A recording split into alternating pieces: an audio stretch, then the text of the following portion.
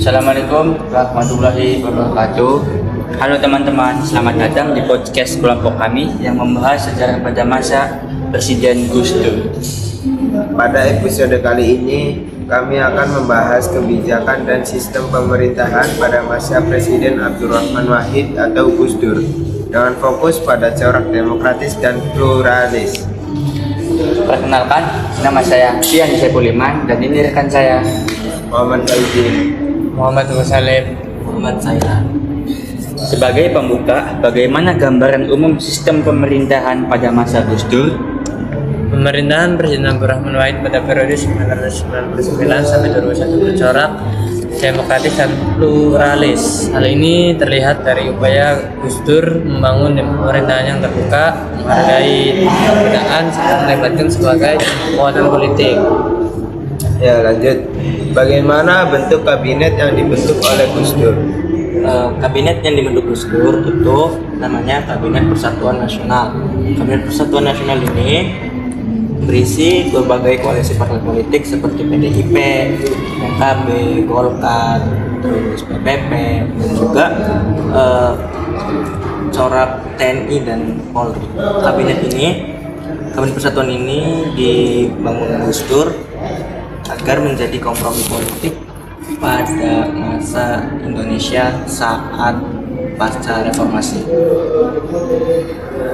Salah satu fokus penting masa Gus Dur adalah reformasi militer. Bisa dijelaskan?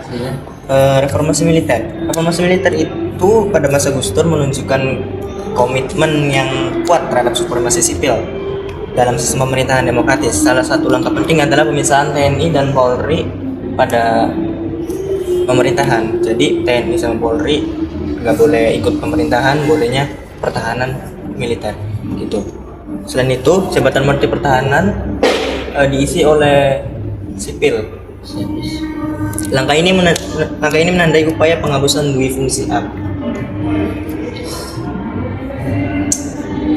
Ya, mengapa Gus Dur sering disebut sebagai tokoh pluralisme?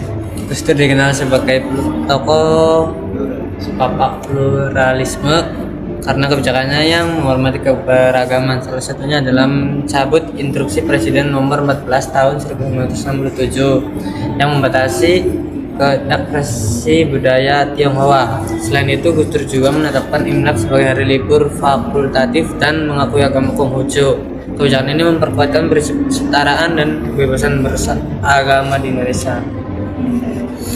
Bagaimana dinamika pemerintah Gus Dur dalam konteks politik nasional?